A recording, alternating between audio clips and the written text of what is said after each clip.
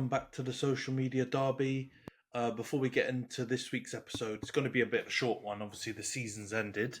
But before we get into it, for those of you watching on YouTube, please subscribe to the channel, like the video, share if you can, drop your comments down below. We're going to be talking transfers, some Euros predictions, so plenty of opportunities to get involved. And for those of you listening on Spotify, Apple, or any of the other podcasting platforms, please follow, give us a 5-star review if you can. All of that stuff helps with engagement and the algorithms. It's not quite transfer season yet because I think the window hasn't opened yet, has it? It normally opens in July, but since the seasons are all finished now, you've got people announcing moves, and a bunch of players have already had high-profile moves. Obviously, Killy got announced just now. The biggest secret of football. He's finally going to the team you're wearing the shirt of right now. What are they, 14 or 15? 15-time Champions League winners, or 14? Something like that. 15, yeah. So yeah, we all knew that was happening, but surprise, surprise, it'll be interesting to see how that team works. Because they kind of... I heard some other content creators talk about it today, and I want to get your opinion on it. Madrid kind of stumbled upon a system which works pretty well, but I think one that no one really saw coming or working as well in the off season last year. I think we kind of didn't expect Benzema to leave, and if we did, we expected them to get a striker straight away. But they kind of played with two inverted forwards and a diamond midfield with Jude at the top of the diamond, and none of us really saw it coming. But obviously, they've won La Liga and Champions League double, so it obviously worked. But quickly, before we get into our team's transfers, how do you think that's going to go? Do you think he's going to fit Madrid like a glove, or do you think Mbappe is going to cause issues? I mean, I really don't know, because I could see it going both ways. I'm inclined to say that it will work just because I think Don Carlo is the best person to really get a team of Galacticos to actually play together and work together. But I do think there's going to be some losers out in that system. I don't know if everybody from the current team is going to continue to play as much as they are playing this year. Obviously, Joselu probably going to be one of the biggest losers of this whole situation, but surely he saw that coming, so it shouldn't be massive surprise. But I think that from the La Liga perspective, they're probably still going to go on and batter people, just because I think that competition-wise, Barca still in the mud, still looking like they're going to be in the mud for a while now. But I think from like the concept of, are they going to go and win a bunch more Champions Leagues, I think that is up in the air. I don't know if it will immediately gel. What do you reckon? Yeah, no, I agree. I think it's going to be interesting because all the noises, if you've been watching or looking at social media since the announcement, all the big hitters at Madrid have basically expressed a very welcoming joy that Mbappe's joining, and that could mean a lot of things. It can obviously be PR and all that kind of stuff, but I don't know if they've got the egos at Madrid to kind of fight against Mbappe. And I think it really helps. I'll tell you what, it really helps that a couple of the old heads are still knocking about, because I think if they weren't there, then I think it could be it could go sour, or it could be a repeat of what's happening at PSG with Mbappe kind of wielding too much power. But I think Modric's still there, Alaba, Rudiger, Nacho, the kind of old guard that still exists in defence, Courtois. All of these guys are wise in the tooth. I don't think they'll let Mbappe come and just start ruling the roost and kind of, being kind of a bit of the diva that he's become at PSG. So I think it will work.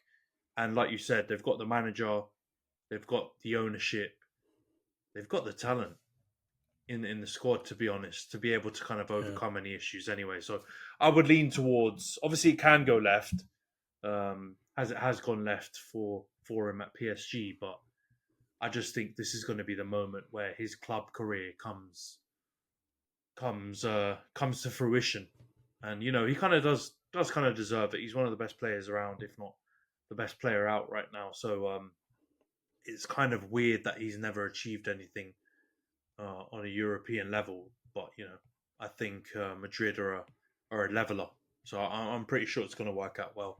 But yeah, it should be interesting to see what happens at least with the formation, because there's no way they can play the same formation unless they Yeah. drop Rodrigo, or I don't know what they're going to need to do, but they're going to have to play around with it, I think. But anyway, let's get into our team's transfers, because it is silly season and we're being linked with loads of players, both of our teams. Interestingly, a lot of our players being linked with moves as well.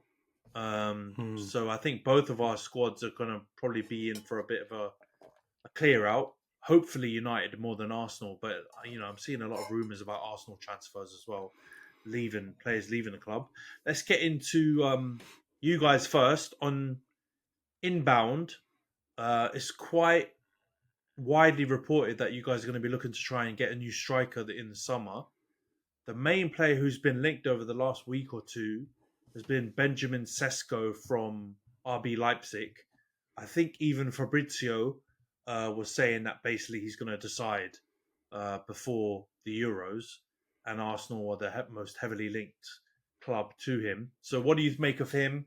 And would you prefer him? Because I mean, the other players linked have been Isak, obviously at Newcastle, but that's kind of been a bit of a softer link. I think that's the player that's like the fans' favourite, but I think in the press it hasn't been as widely reported.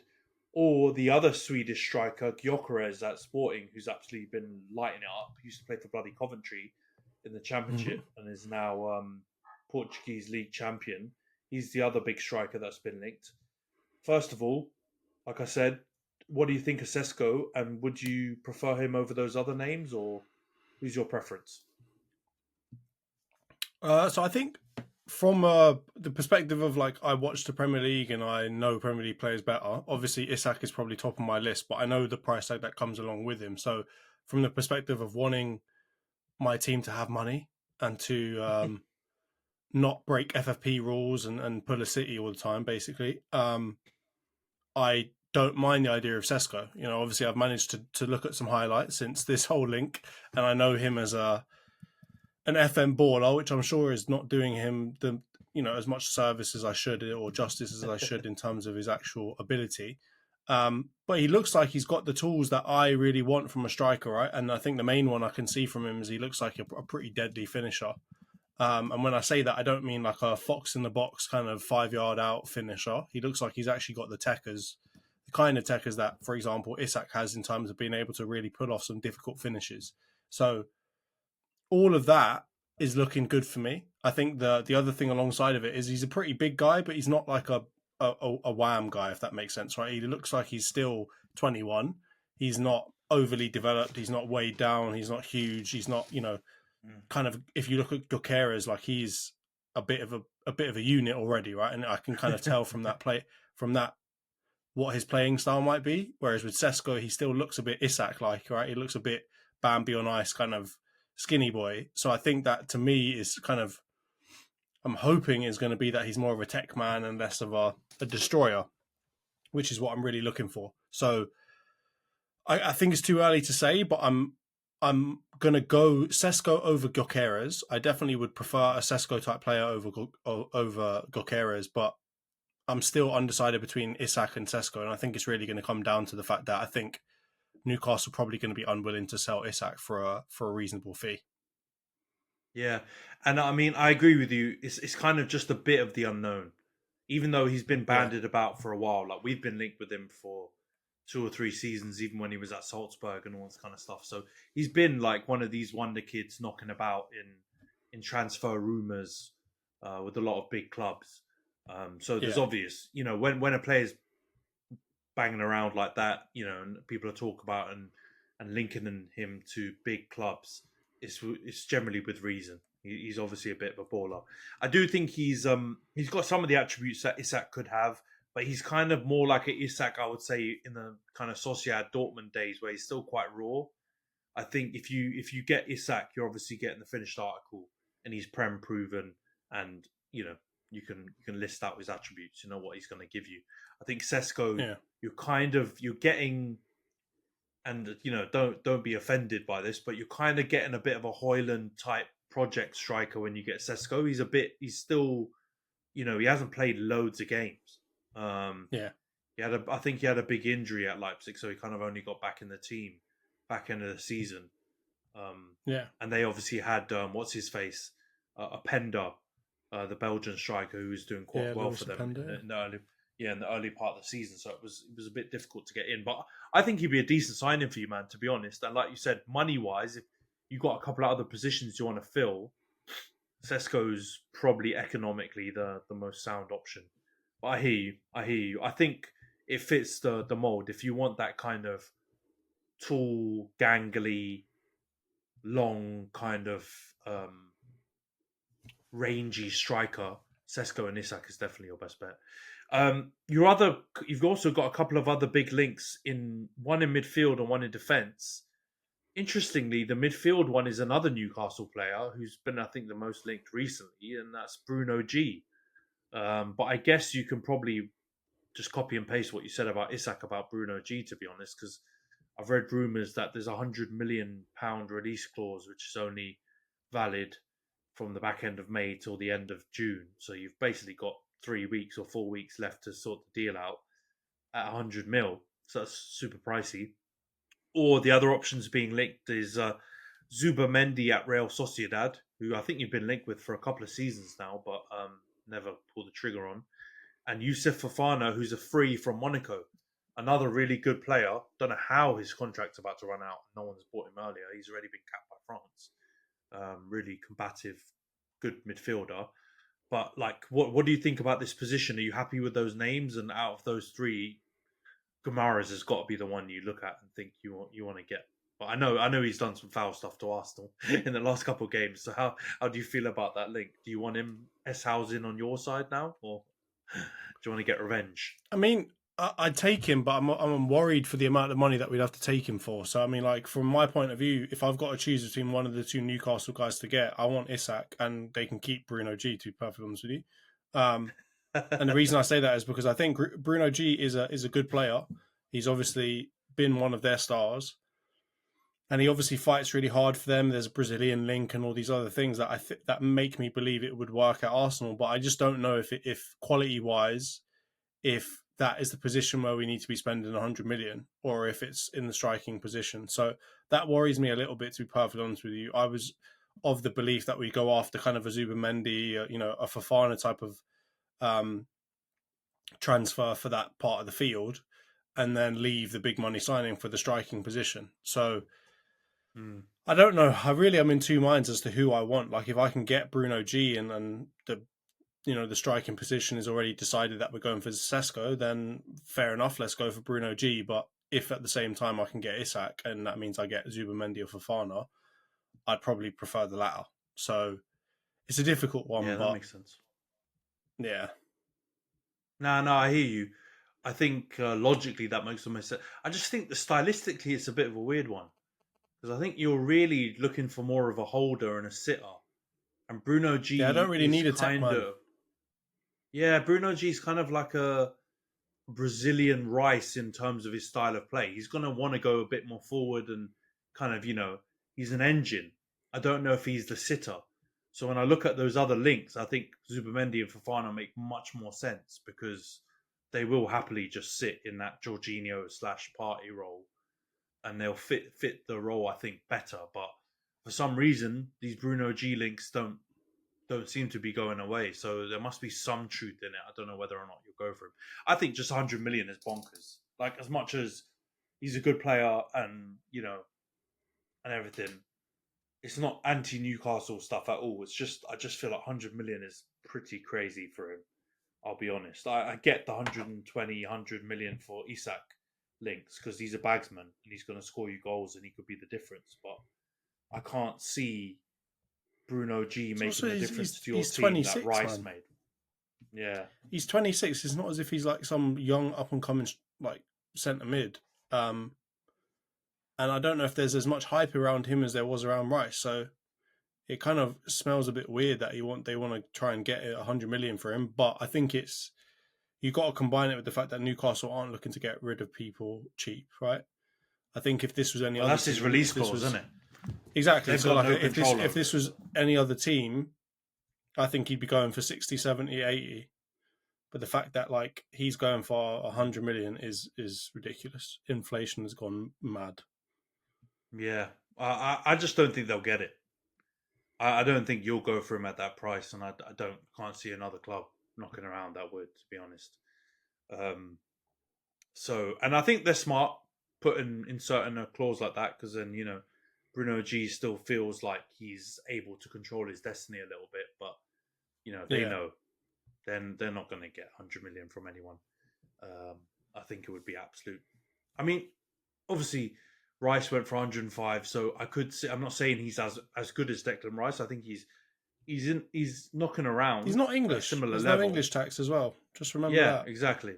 So Rice got severely kind of priced up because of the English tax stuff and because West Ham didn't really want to sell and there was no clause, and then obviously City came in, so it's a bit of a bidding war. So competition. I don't think those elements are going to come into play here. So I'd be shocked if you guys got him. And stylistically, I just don't think you'd have to change the system somehow because I don't think he's going to be the sitter. And you're then losing something if you drop Rice back now that you've seen what Rice can do going forward or box to box. It's kind of, you can see the vision where he would be taking Xhaka's old role instead of the party one. So let's see. The last position though is really interesting actually because it's a centre back that I've seen you guys severely linked with or strongly linked with. The strongest links at the moment is Jorel Hato at Ajax. Super young again. I think he's 18. Just broken into the team this season. Can play centre back or left-sided centre back. So I think that makes makes a lot of sense to go for him, considering your other fullbacks and kind of their journey to being fullbacks. Might mark the end of Zinchenko, to be honest, which I think you might be happy about. I would be happy about if I was an Arsenal fan. But then there's also links to Murillo at Nottingham Forest and Diomande at Sporting Lisbon. Both really good centre-backs, especially Murillo. I think he's looked really good since he's joined the league. But I guess you don't know that much about Hato, right? I don't know that much about him other than he's a FM baller. And I've watched a few clips of him and he looks very young, but he looks like he's got potential. But what do you make? First of all, you happy with centre-back or do you think another position should be... I do like the idea of trying to reinforce that position and kind of build for the future, right? So I like the idea of a Hato, even Diomande. What's he 20? Murillo's also still young. I think he's 21, 22, even though he looks like a fully grown man. So all three of them, I'm cool with those kinds of links because that's the kind of, if we're going to buy a centre back, that is the kind of centre back we need to be buying. We need to buy a young player that knows he's not going to come into the team immediately. That's going to have to develop in the background. The Hato one is, I don't know. There's a lot of things about Hato that kind of remind me of Jurriën Timber. He is a left footer versus a right footer, but obviously Jurriën Timber's kind of ambidextrous and is really good with both feet. But there's something about him in terms of height, stature, the kind of way the way that I see him play from his highlights that reminds me a lot of Jurriën Timber. So I'm not sure if that's necessarily the kind of player that we'd be linking. I think to me, it makes more sense to go and get a Murillo or a Diomande because they seem to be more of a full-on centre-back type of position to me. Whereas Hato seems like he can be kind of like a Ben White, Jurriën Timber-esque type of player where he can play a little bit in the centre and a little bit out left. But if we're going to buy Hato, then that tells me that we're not going to go and buy a left-back, which will annoy me. So I don't know really where to stand on that one. Because Hato to me seems like a kind of different profile to Murillo and Diomande. So if it's Hato that we end up with, it's gonna ring some alarm bells in the whole Zinchenko front. So for that sake, I hope it's Murillo or Diomande, and then we add another category to this that says left backs. To be honest, I kind of disagree though. I understand what you're saying, but I think Timber will be your left back next season if he stays fit. And so if you get Hato in, it makes a lot of sense because he could cover that position quite well. He's played a bit of left back and he's quite similar stylistically to Timber, I think. Or Murillo you and think then that Diamand. Zinchenko's going to go then?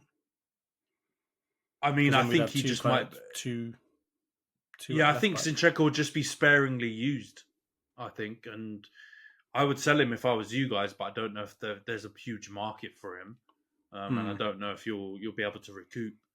But I just think he'll stay in rotation, and I wouldn't lose sleep or tears over him. I think Timber at left back would fill me with a lot more um, confidence than Zinchenko at this point.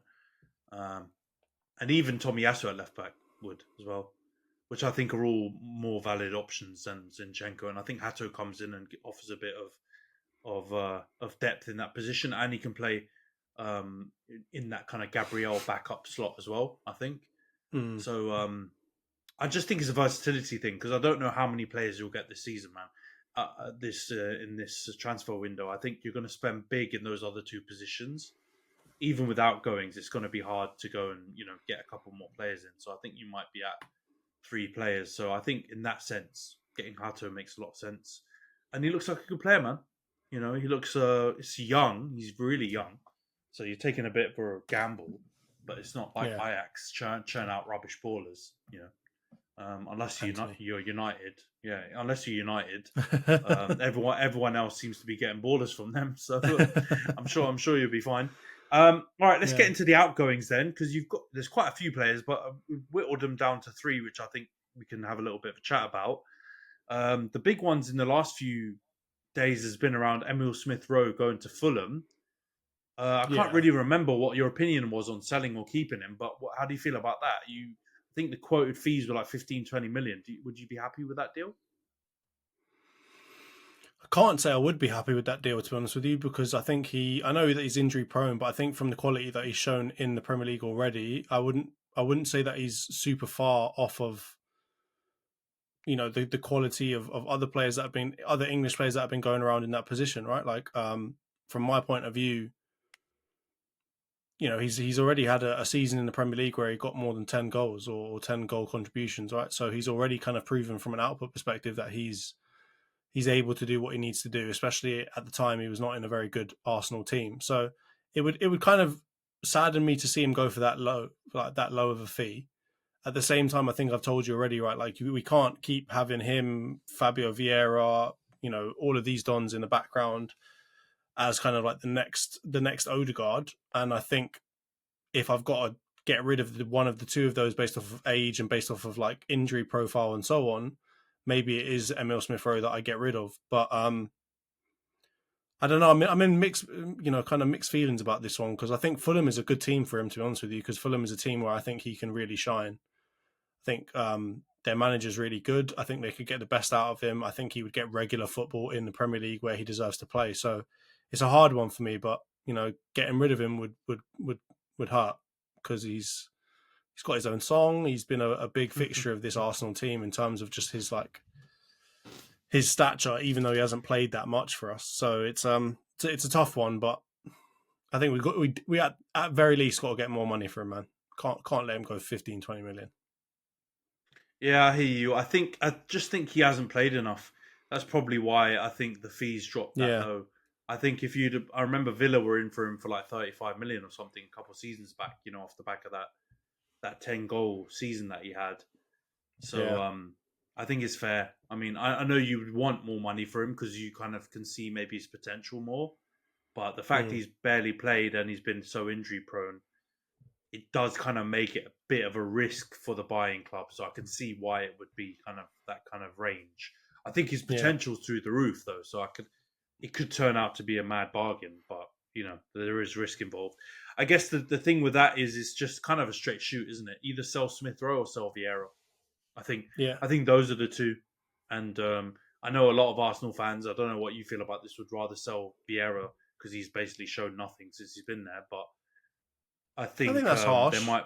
I think he's shown good, but also shown bad. That's the thing that probably levels it out to zero. Is that he's shown actually good moments, but he's also shown himself getting sent off and kind of being invisible physically. So I get it, I but don't know. I think he's a good we player. we could loan him out. We could loan him out as well. Yeah, He's still a true. very young player. Could get him some game time somewhere else. I'm sure someone would be willing to take him on loan. That's what I was saying. I think it's probably there's other elements to this deal in it that probably make Smith-Rowe more attractive to sell. Because I agree Yeah, with you. I think Vieira, you might be able to loan him. If not, you'll have to take a big hit on his what you paid a few seasons back. Whereas with Smith-Rowe, pure profit, sell him for 20 million, 50 million, whatever it is, it's going to hit that hit the bottom line and help you guys with the other transfers you want to do. Also, don't forget you've got to buy Raya now, 27 million or whatever it is. So that's a yeah. transfer that's going to go through now as well. So there's other outgoings in terms of your cash flow that might make more sense for Smith-Rowe.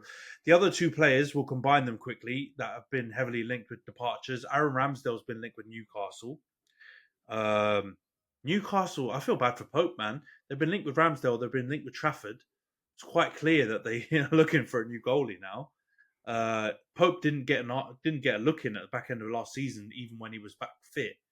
Dubravka stayed in, so I mean, this is a bit of a no-brainer. I'm guessing you'd be happy to sell Ramsdale. I mean, Raya solidified himself now, right? So get the money and go. I guess so. Yeah, I still think. I mean, if we get rid of Ramsdale, who's our backup goalkeeper after that? I don't know who it is, but it's not somebody that fills me with a lot of hope. If we can't name them, it's not good, is it? Yeah, exactly. So I mean, I don't mind if we've got to get rid of Ramsdale at the end of the day. If a bid comes in and we got to use that fee to support some of our other transfers, then go ahead. I'd obviously like to see him go somewhere else and not Newcastle because I hate them. But if that's where he's got to go, then fine. Particularly if it was in part of a swap deal with Isak, go ahead. But yeah. Otherwise, you don't want to help them out. Otherwise, yeah, I don't want to help them out at all, really. I think the fee was like 25 million, so it's not even a huge fee. You're still taking a 10 million loss on what you paid. That's less than we bought for him. Yeah, that's less than we paid for him, which is not filling me full of happiness, but okay. But again, I mean, if players don't play, these buying clubs can come in and be cheeky, can't they? Like that's the whole point of I've read stuff about Sancho, and we'll get to United in just 1 second. But why the loan has been beneficial is because at least he's playing games. So if he plays well, then the value can stay the same or get better. But just keeping him on the bench.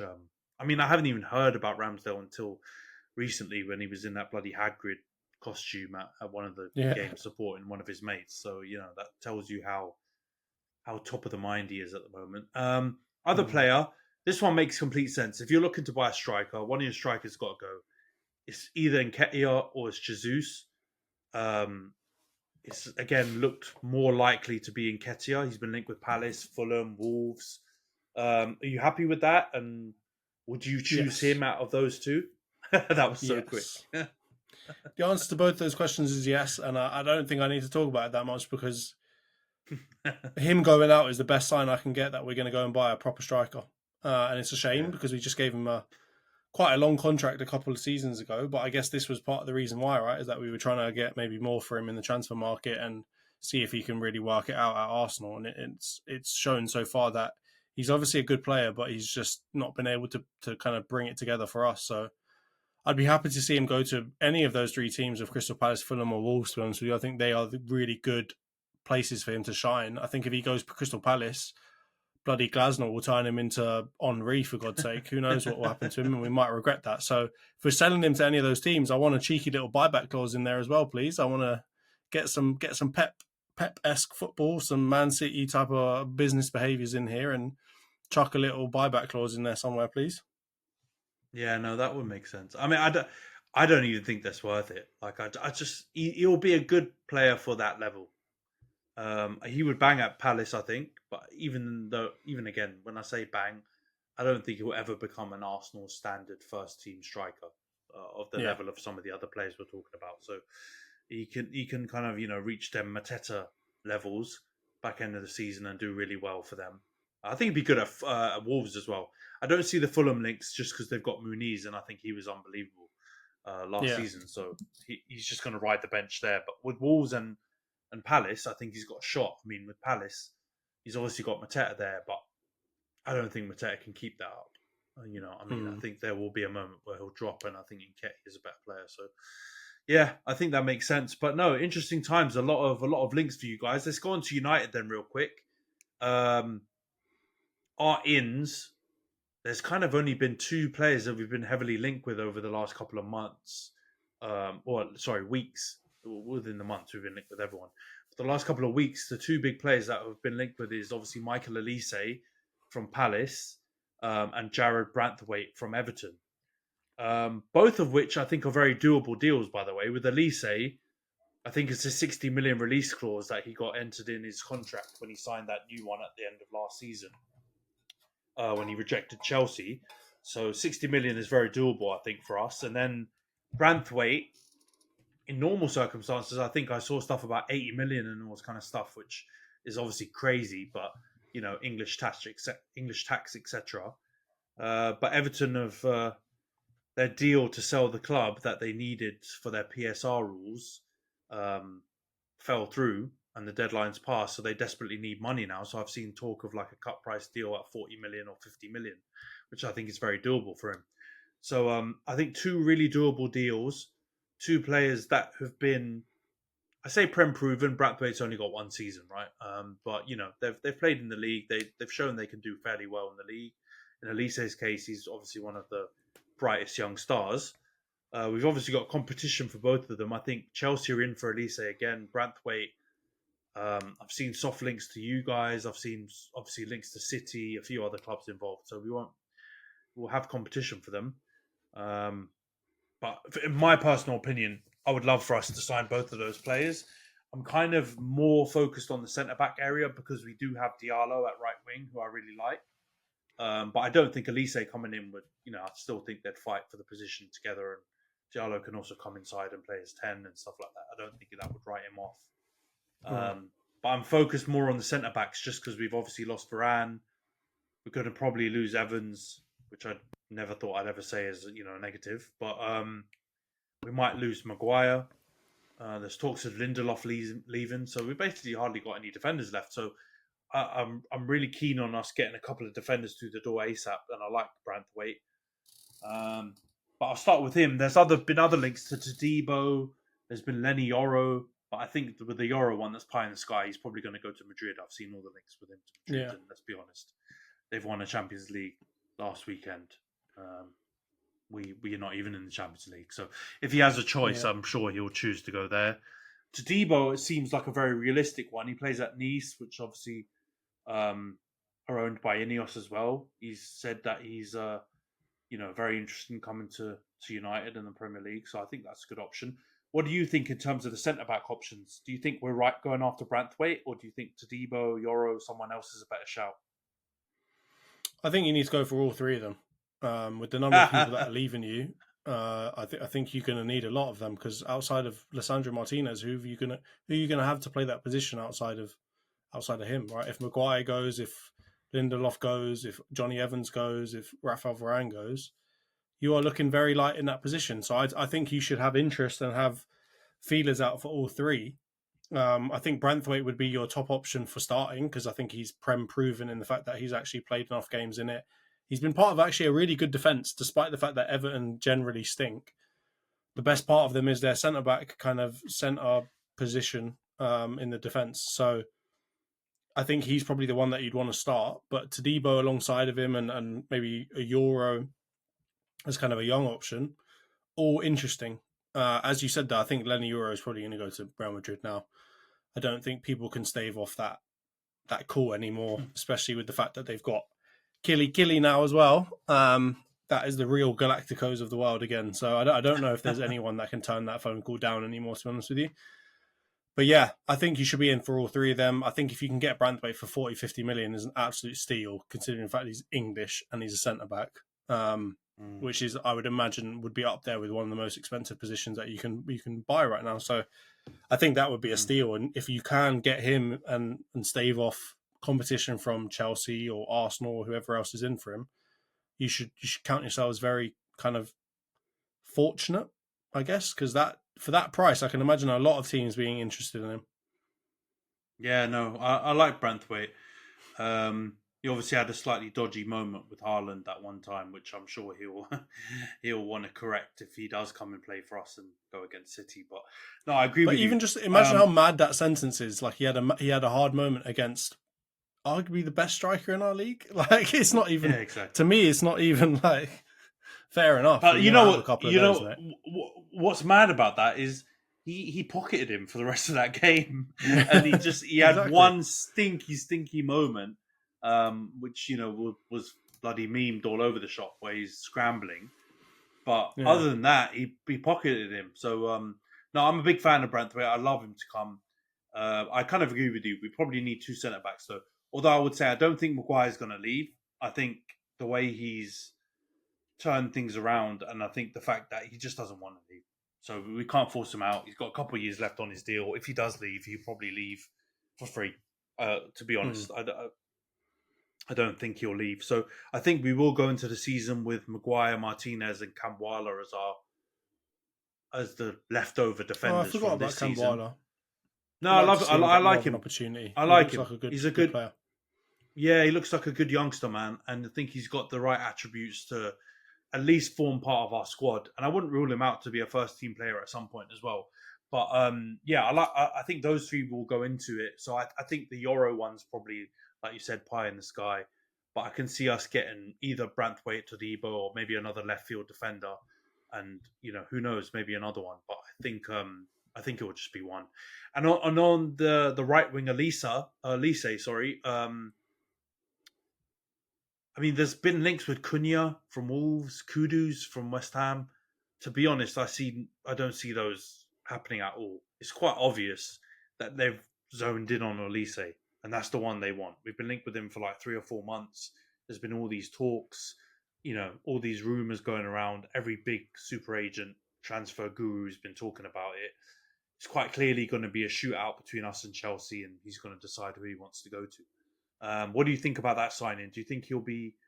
I've heard some people say he should stay at Palace. I've heard some people say he should go to United. I've pretty much heard no one say he should go to Chelsea because they're bloody crazy town. But what do you think? Do you think it will be a good signing for us? I think it would be a good signing for you. I think he's on to bigger things, isn't it? As his old Instagram DMs that got leaked said he was going to be. He's on to bigger things now. Yeah, so... I think he should try and look for a move. I think Palace are on the up, though. I will say that. I think they are going to be a better team than they've historically been as long as Glasner's there. And if he can stay fit, I think he would be an important part of that. But I can understand the allure of, making that move. Because I can't remember how old he is, but I think he's not like 19, 20, right? I think he's, 22-ish? 21, turning 21, 22. Okay, so in that case, I could see him probably... wanting to make a move to a slightly bigger club now. Feels like he's been at Palace for a while, so for some reason he just feels older than 21. But yeah, I think it would be better for him to go to United than it would be to go to Chelsea, because I think in Chelsea they've still got options in that spot. I think they've still got a lot of uncertainty now with the new manager, etc., etc. Whereas if you go to Man United, you're going to have, it's crazy to say, but a little bit more stability. So I think of the 2, if I'm him, I'm probably going to go to United. I think if I'm United, I think I would prefer Kudus, though. I'm going to be honest with you. I think he matches the style of play that you guys play a little bit better. That's not to say Olise is not a great player. I just think if I was if I was Man United, I'd probably go for Kudus over Olise. The only other thing to think about, really, the reason why is I think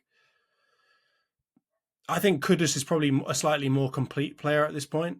Right, it's slightly more. Yeah, I wouldn't disagree. Proven. I would agree. I would agree. Yeah, I think Olise had a really good season last year. I think his numbers were crazy based off of the amount of games that he actually played. But I'd probably say Kudus is a more sure bet from my point of view. But I think if Man United end up with any 3 of those players of Olise, Cunha, or Kudus, you'll be happy because they're all good players. As much as I dissed Cunha before, I think he turned it around, mate. All good players. To be fair, I only just said he couldn't finish, and then he turned into a bagsman. But I didn't say he was a bad player. But anyway, I mean, I don't blame you. You weren't alone. He was missing a lot of chances. when you made that statement. So it made sense, but he kind of just, it all clicked, and then he started banging in goals. Weirdly enough, though, I agree with your point, but I actually think Olise, for the mere fact that he is different, and I honestly believe he would fit much better with Højlund. He loves to cross the ball. He's a lot more of an assister and a provider than I think some of the wingers that we currently have. And I think Kudus and Cunha are a little bit more in that mold. Whereas I think if Olise he comes in, he's a lot more of a team player and a provider. And I think assist wise, you'll probably see, a fairly hefty output from him. And I think he'll work really well with Rasmus. And I think you just got to give Rasmus chances. I mean, I don't think we did that enough this season. So I actually would lean more towards that one. But I get what you're saying. Kudus is a more complete player at the moment, and Cunha as well. I think they're more polished, but I think Olise's got some attributes that would probably benefit our team a bit more. The last area we've been looking at is centre midfield. This one connects with one of the players that we've been linked with selling. So João Gomez, I think, is the one that we've seen most heavily linked, also from Wolves. Looks a really good player, by the way. I haven't seen loads of him, but when I've watched Wolves, he's looked really decent. He loves to put a tackle in. He's again in that kind of modern mold of Brazilian, where he's more of an S-house than a wavy baller. So I actually think he'd fit in quite well with Kobbie and Bruno and some of our other midfielders. But he's the main one we've been linked with. The other ones are Amadou Onana, not Andre, so it'd have two Onanas if he came from Everton, and João Neves from Benfica, who looks like a really handy young player as well. Personally, I'd probably prefer to get either João Gomez or Onana, just because I think they're more combative, and that's what we need in the midfield when you've got, Kobbie and some of the other more attacking box-to-box kind of silkier midfielders. I think we need that bite in there and that engine, which I think both João Gomez and Onana bring.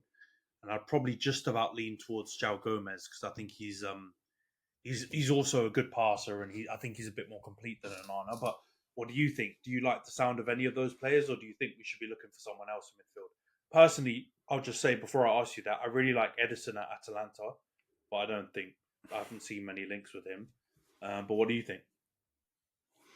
I mean, I don't think any of them are terrible shouts. I would say João Neves is probably the worst shout out of the three of those, just because I don't think it's time to take chances on a lot of players from overseas. As you can see with Olise, Branthwaite, Cunha, Kudus, all of those are players that play in the Premier League, which I think is important. You need players that you can rely on that have played in the Premier League, that know what they're doing here in England a little bit better. And I don't mean that in a Brexit FC type of way. I just mean Prem-proven players is important right now, especially if you're a team that's kind of rebuilding. It's moving like the EDL. Yeah, Tommy Robinson, but yeah, I think out of those lot, I think João Gomez is kind of a new one, because I wasn't really hearing his name until this season. Like, I literally, outside of that, I had not heard of him at all. And I know that he's been at Wolves since the beginning of the season before. And I think they got him straight from Brazil. So I'm not going to say that I'm like overly enamored with him. I think that obviously he looks like he's good. He looks like he loves a tackle. But I think the smarter choice from my point of view is Onana. He's a little older. I think I can't remember how old he is specifically. Let me have a little look. But I think he's a little bit older. He's like 22, 23, yeah. It's 22. Okay, so that's not too bad. But he's huge. He's mahoosive, right? He's both-footed as well. Yeah, he's a unit. He's both-footed. He's knows how to play in the Premier League. I think you could get him again from Everton for a cut price. So I think that's also another good thing as well. But I just think, like, next to Kobbie, the biggest complaint you guys have really had in that centre mid position is that people just run past you. Like, there's literally not even any friction for anybody to stop an opposition player running straight through you. I think you want to try and fill that with a 6'5", 6'6", whatever. Amadou Onana, who plays both feet, got an engine, and pretty much wins every aerial duel you'll ever get. That is not a bad answer. There is something very, I don't know. There's something very David Moyes about him. He feels like he would be a David Moyes type of sign. Yeah, like sort of Fellaini kind of David Moyes type of signing. But I think in this point, you probably need something like that. You need to shore up that centre. And I think he'd be a good one to go there, especially from a set piece perspective as well. If you think about the fact that Alessandro is kind of undersized for a centre back, you need to compensate for that, right? And what better than a 6'5" absolute brick, S house? There's not really much more you can do than that. So I think Onana would be my favourite out of all of those lot. Yeah, no, I hear you. We're being harsh on him to compare him with Fellaini as well, because he's good on the ball. He's not like an absolute wizard. Oh, yeah, he's not like he's not a playmaker or anything like that. But he's handy. He'll get the ball down. He's got good control. He's got good touch. He can do the 5-yard passes to the Cobbies, the Brunos to go and drive the ball forward. So I hear you. I wouldn't be against either one of them, to be honest. And I really like João Neves, by the way. I just don't see, with the emergence of Cobby, how we can get another midfielder in that mould into the club. If Bruno left, which is a nice little segue to what we're going to talk about next, then I could see us moving for someone like a Neves potentially. But without that kind of change, I think we've got enough of that kind of player already. We need more of the physical, combative, engine in the midfield, and I think Onana and Gomez are a better fit. Let's go on to the outs then. So some interesting ones. I've seen rumours really quickly. We'll get the first one out. Greenwood, the one we're not allowed to talk about. He's been heavily linked with Atletico Madrid, Dortmund. Let's be honest, it's going to happen. He's going to be sold, right? We're not going to dig into it for too long. The club have decided. I think a lot of the fans are accepting, open to it. Just want the saga to be over. Let him carry on with his career somewhere else and let us move on. I don't expect you to have a different opinion, so I won't. We won't get into it. I think let's just wipe our hands of it now and keep moving. The Sancho one is interesting. I haven't included it on this little docket that we talked through, but he's obviously still linked with Dortmund, but they can't get the money up. He says he'll come back to us if Ten Hag leaves. I kind of just want to sell him anyway, regardless if Ten Hag stays or not. I just want us to, get past this whole saga. I've basically had enough of it. It was kind of annoying after, we watched the game together, obviously, but after I was scrolling through Twitter and you see all United fans sticking it to Sancho and everything like that after he's lost, it's kind of just boring now. Just get past it, and I prefer to just sell him and move on. The other two big links that we all talk about, though, Casemiro linked to Saudi. I've heard crazy shouts of 77 to 90 million pounds deals to Saudi, Al Nassr and the clubs in Saudi offering that. I'm going to ask you, but I think I know your answer. Would you sell Casemiro for that? Of course, I'd sell him for half of that.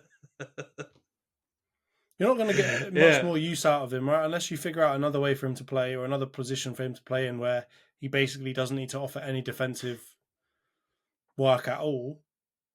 There's no way that you're going to keep him, right? Because, what did you buy Casemiro for? A lot of it was for the defensive work. If that's no longer part of his skill set, his attacking work ain't that good for you to be keeping him. So I think if you get a deal from Saudi, utilise his name, utilise the fact that he's won the Champions League a gazillion times and sack him off. I think that's the right business move, and I'd be absolutely, picking up that phone, saying and then putting it down and just like having a party, popping, poppers, champagne bottles, whatever. I would, as quickly as you can get Saudi to sign that deal is better, I would say.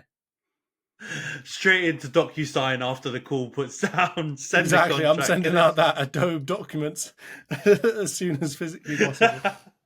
Honestly, mate, when I saw those links, I was rubbing my eyes, thinking, surely there's a decimal point gone missing in these numbers. 77 to 90.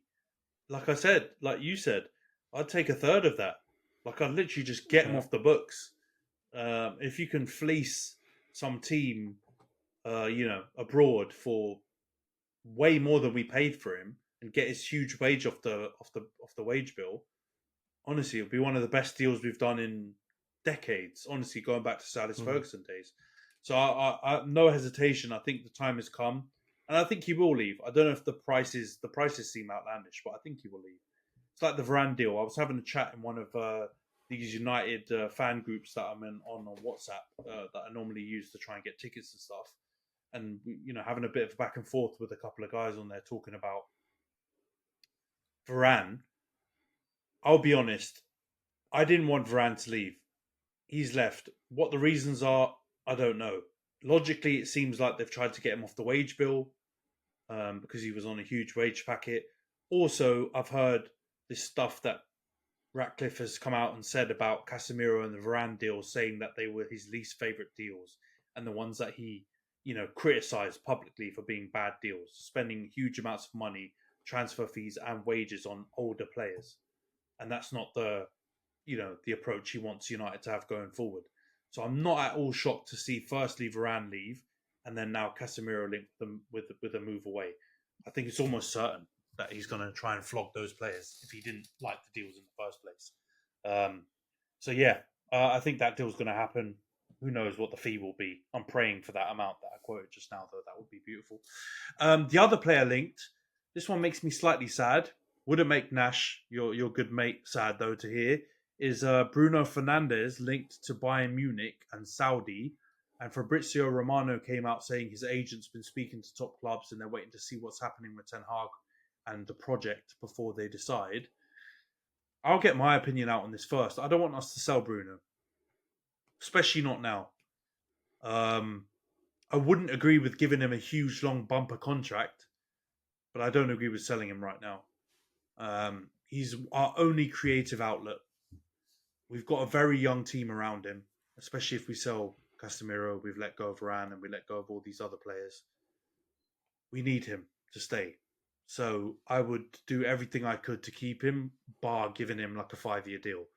If we can give him like an extension on his current 2 years left, maybe by a season, with slightly more money, then I might do that deal. But I think we've got to try and keep him. What do you think, mate? Do you think we should sell or do you think we should keep? I don't know. I'm in two minds here. If Saudi come in with some of the figures that I've been seeing of like 160 million or whatever, you should take that and you should sell him, because you can get a hell of a lot of midfielder for 160 million. If it's for what I would consider to be a significantly lower fee, if it's going to come from Bayern, the team that just got Harry Kane for under 100 million, like they're not going to come out and give you 160 million for Fernandes. So if it's that price, I'm going to say no. If it's under 120, 130 million, which I would consider to be like a crazy fee for him, I would say no, keep him. He's a big part of your team, as you say, he's your creative outlet. He is kind of the heart and soul of that team. Even if he's a bit ratty, he's kind of the heart and soul of it. So he's our rat. Yeah, he's your rat. He's your master splinter. But I think those numbers out of Saudi just can't be right. But if they are, you've got to take them. I agree with you completely. I mean, I've seen 120, I've seen 140, I've seen 160. All of those numbers I would sell Bruno for. You can go and get, a Florian Wirtz type player plus someone else for that amount. And set up your team for the next 7-8 years with probably a more suitable player for the way we want to play going forward. But as I said, for now, I would keep him. If it's for the realistic sums, I would keep him for that. And, I'd rather sell some of the other rotational players or deadwood players or out of favour players instead and free up money that way.